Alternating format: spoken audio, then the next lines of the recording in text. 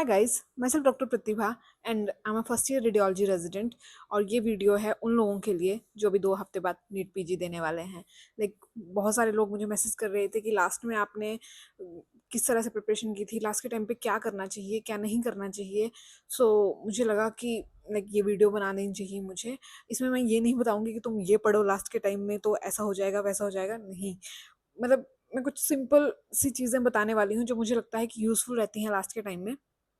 First of all कि तुम्हें अपने माइंड को बिल्कुल रिलैक्स रखना है अभी। ये बात बोलना बहुत आसान है, लेकिन माइंड रिलैक्स नहीं रहता है क्योंकि स्ट्रेस हो रहा होता है कि इस पेपर के लिए इतना टाइम दिया है, पता नहीं कैसा होगा कैसा नहीं होगा। बट अपने माइंड को यही कहना है कि आराम से शांति से पेपर तक पढ़ती जाऊंगी या पढ़ता जाऊंगा और एग्जाम दूंगा आराम से और बस। अपने माइंड को बिल्कुल भी स्ट्रेस जोन में नहीं डालना है, बिल्कुल रिलैक्स रखना है। सोचना ही नहीं है किस चीज़ों के बारे में, बस डेली उठो, अपना काम करो, पढ़ाई करो, सो जाओ बस। अब तो गिनती से कुछ कुछ दिन है, तो बिल्कुल अपने माइंड को वैसे चलाओ अपने हिसाब से। कोई भी ऐसे अनयूजुअल स्ट्रेस मत दो, क्योंकि तुम अनयूजुअल स्ट्रेस दोगे और बार बार सोचोगे कि पता नहीं एग्जाम कैसा होगा कैसा नहीं होगा, कैसा होगा कैसा नहीं होगा। तुम्हारा दिमाग चीज़ें रिटेन नहीं कर पाएगा। तुम्हें अपने माइंड को चीज़ें याद करवानी है अब एग्जाम में। तो अपने माइंड को बिल्कुल शांत रखो, क्योंकि आई थिंक मुझे लगता है कि ये सबसे बड़ा हैक है कोई भी कॉम्पिटेटिव एग्जाम का। तुमने कितना भी पढ़ा हो, तुमने बहुत ज़्यादा पढ़कर तुम गए हो, लेकिन हो सकता है कि तुम्हारा पेपर अच्छा ना जाए क्योंकि तुम्हारा माइंड स्ट्रेस में आ जाए, और स्ट्रेस की वजह से उस टाइम समझ नहीं आता है फिर कि क्या आंसर सही देना है क्या नहीं देना है। बहुत सारी सिली मिस्टेक्स इस चीज़ की वजह से हो जाती हैं कि हमारा माइंड स्ट्रेस में आ जाता है, इसलिए। सो और अगर तुम कोई इंसान बहुत ज़्यादा पढ़ कर गया है और तुम उससे थोड़ा कम भी पढ़ कर गए हो, लेकिन तुम्हारा माइंड रिलैक्स है, तुम्हारा माइंड बिल्कुल शांत है, तब भी तुम एग्जाम में कैसे ना कैसे करके सही आंसर ढूंढ लोगे, एलिमिनेट करके या कुछ करके, क्योंकि तुम्हारा माइंड रिलैक्स है, तुम्हारा माइंड बेटर फंक्शन करेगा। सो आई थिंक कि अपने माइंड को बिल्कुल रिलैक्स रखो, कोई भी उस पर स्ट्रेस मत डालो। सिली मिस्टेक्स के चांसेस बहुत ज़्यादा कम हो जाते हैं जब तुम्हारा माइंड बिल्कुल रिलैक्स होता है एग्जाम में। सेकंड थिंग कि लास्ट में बहुत सारे लोग कहते हैं हर जगह पे कि लास्ट में खुद को बहुत ज़्यादा पुश करो, 12-12 घंटे की पढ़ाई करो, लास्ट के दिन हैं, ऐसा वैसा। मुझे लगता है कि ऐसे अनयूजुअल और अनरियलिस्टिक चीज़ें करने की कोई ज़रूरत नहीं है। अगर तुम आराम से शांति से पूरा साल 6 से 7 घंटे पढ़ते आ रहे हो रोज, तो 6 से 7 घंटे ही पढ़ो, क्योंकि लास्ट में तुम एकदम अपना शेड्यूल चेंज कर दोगे और 12-12 13-13 घंटे पढ़ना शुरू करोगे, अपने दिमाग को ऐसे बार बार भरना शुरू करोगे चीज़ों से, तो आई थिंक तुम्हारा माइंड नहीं रिटेन कर पाएगा। तुम 6 से 7 घंटे पढ़ते हो रोज, उतना ही पढ़ो, कोई ज़रूरत नहीं है ऐसे लास्ट में अनरियलिस्टिक प्लान्स करने की। मैंने बहुत सारे लोगों से सुना है कि लोग कहते हैं कि रिजल्ट आने के बाद जब रैंक नहीं आता अच्छा, लोग कहते हैं कि लास्ट में तो हमने इतना पढ़ा था यार, 12-12 13-13 घंटे पढ़ा था, फिर भी सिलेक्शन नहीं हुई, फिर भी अच्छा रैंक नहीं आया। सो मतलब ये सब चीज़ें करने की ज़रूरत नहीं है, अपना रिलैक्स रहो। और जो भी अगर तुम्हारी कोई हॉबी है, जो भी चीज़ें तुम अपने खुद को रिलैक्स करने के लिए करते हो, खेलते हो, ये कुछ भी देखते हो, सीरीज देखते हो, कुछ भी, उन सब चीज़ों को कंटिन्यू रखो। उनको हटाने की ज़रूरत नहीं है, उनको हटा के कोई एक्स्ट्रा मार्क्स नहीं मिलेंगे। उनको वैसे कंटिन्यू रखो, अपने माइंड को जैसे तुम रिलैक्सिंग रखने की कोशिश करते हो वैसे ही करते रहो। लाइक बहुत सारे लोग कहते हैं कि लास्ट में लास्ट के दिन है, अच्छे से पढ़ाई करो, क्या कर रहे हो, चिल कर रहे हो एंड ये वो। आई डोंट थिंक कि वो कुछ मैटर करता है। अगर तुम्हारा प्रॉपर शेड्यूल चला आ रहा है कि तुम दिन में 6 से 7 घंटे पढ़ते हो, एक आधा घंटा कुछ देखते हो या खेलते हो, तो उन सब चीज़ों को कंटिन्यू रखो, रात तक बिल्कुल रिलैक्स होके चलो। आई स्टिल रिमेंबर कि मैंने जब मेरा एग्ज़ाम था 2 हफ्ते बाद जैसे मेरा एग्ज़ाम था, तो इस हफ्ते में मैंने एक वेब सीरीज़ का पूरा सीज़न ख़त्म कर दिया था।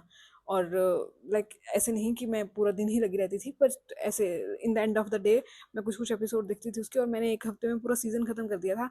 और मैं ऐसी थी कि मेरे से रुका नहीं जा रहा अगला सीज़न शुरू करने के लिए, बट फिर मुझे थोड़ा कंट्रोल करना पड़ा क्योंकि मैं बिल्कुल पेपर 1-2 दिन ही बचे थे, 3-4 दिन ही बचे थे उस टाइम।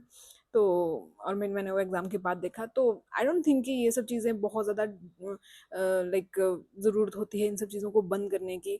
और अगर तुम अपना काम डेली रूटीन बिल्कुल प्रॉपर तरीके में करते हो, हमेशा से करते आए हो, तो लास्ट में ये सब चीज़ें करने की कोई ज़रूरत नहीं है। बट हाँ, आई थिंक कि इस टाइम सोशल मीडिया से थोड़ा दूर रहना चाहिए। मैंने भी लास्ट में सोशल मीडिया बंद कर दिया था, क्योंकि सोशल मीडिया पे बहुत सारी डिस्ट्रैक्टिंग चीज़ें चल रही होती हैं एग्ज़ाम को लेके।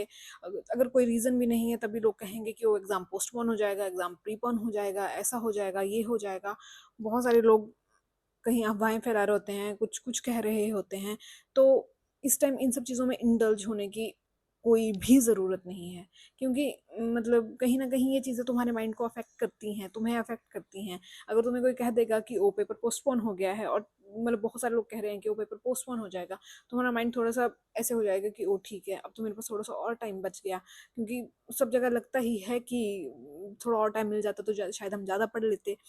तो आई थिंक इस टाइम सोशल मीडिया थोड़ा बंद कर देना चाहिए। बाकी अगर जो भी चीज़ें तुम अपने देखते हो रिलैक्स करने के लिए, वो सब चीज़ें तुम देख सकते हो। एंड मोस्ट इम्पॉर्टेंट थिंग, अगर लास्ट के टाइम में तुम जीटी देना चाहते हो और तुम ऐसे इंसान हो कि तुम्हें जीटी के रिजल्ट से बहुत ज़्यादा फर्क पड़ता है, तो लास्ट के 2 हफ्ते में जीटी दो ही मत। क्योंकि बहुत सारे लोग होते हैं जो जीटी देते हैं और जीटी के रिजल्ट से बुरा मान जाते हैं। लाइक मैंने जब खुद 2 हफ्ते पहले पेपर से पहले जीटी दिया था, मेरे बहुत गंदा रिजल्ट आया था, लाइक अराउंड 120 करेक्ट हुए थे। और मुझे बहुत फील हुआ था और मैंने सोचा था कि मैं एक और जीटी दूंगी 2 हफ्ते में, ताकि मुझे बेटर फील हो और उस जीटी का रिजल्ट बेटर आए अगर। लेकिन फिर मुझे लगा कि नहीं, मुझे पिछले जीटी से बहुत बुरा लगा है, और अगर मेरा अगला जीटी भी खराब हुआ तो मेरे दिमाग को और स्ट्रेस हो जाएगा, इसलिए मैंने जीटी दिया ही नहीं। और उस बात से कोई फर्क नहीं पड़ा। अगर तुम स्टार्टिंग से रेगुलर जीटी देते आ रहे हो, महीने के 3-4 जीटी तुम देते हो रेगुलर, तुमने सारा अच्छे से शेड्यूल फॉलो किया है, तो लास्ट के 2 वीक्स में जीटी नहीं दोगे तो कोई फर्क नहीं पड़ेगा। जस्ट अगर तुम्हें जीटी के रिजल्ट से फर्क पड़ता है तो। अगर तुम्हें जीटी के रिजल्ट से कोई फर्क नहीं पड़ता, तुम दे सकते हो लास्ट के 2 वीक्स में जीटी। बट या मतलब बहुत ज़्यादा इम्पोर्टेंट चीज़ नहीं है लास्ट के 2 वीक्स में जीटी देना। एंड आई थिंक लास्ट के टाइम पर लाइक अगर तुम्हारे पास छोटी कॉपी है तो तुम वो छोटी कॉपी लास्ट के 1-2 दिन में वो पढ़ सकते हो, कि अगर उसमें जो भी इंपॉर्टेंट फार्मूलाज हैं, कैंसर की स्टेजिंग है, क्लासिफिकेशन है, बहुत सारी चीज़ों की, वो लास्ट के अगर 1-2 दिन में पढ़ोगे तो काफ़ी फायदेमंद रहता है। मैंने भी एक छोटी कॉपी बनाई थी और मैंने लास्ट के 1-2 दिन में पढ़ी थी, और उसमें से 2-3 सवाल आ गए थे शायद। और लाइक मैं ऐसी थी कि भगवान शुक्र है मैंने वो कॉपी बना ली थी, क्योंकि मैं बहुत ज़्यादा लिखती नहीं हूँ। तो या वो सब पढ़ सकते हो। और लास्ट के 1-2 वीक्स में जो ये 2 वीक्स बचे हैं, आई थिंक इसमें प्रीवियस ईयर क्वेश्चंस लाइक अगर तुम देख लो तो वो बहुत ज़्यादा इंपॉर्टेंट होते हैं।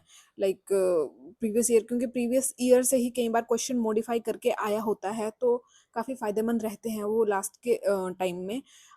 एक तो पीवाईक्यू देख लो, और कुछ जो बहुत वोलेटाइल चीज़ें हैं जो तुम्हें लगता है कि तुम भूल जाओगे, वो सब चीज़ें तुम देख सकते हो। मैंने तो लास्ट के 1-2 वीक्स में मैंने एक शेड्यूल बनाया था, और उसमें मैंने जो भी मैं वीडियोस देखी थी, मैंने पूरा साल जहाँ से मैंने पढ़ा था, मैंने बस वो वीडियोस लाइक ऐसे गो थ्रू कर ली थी एक बार।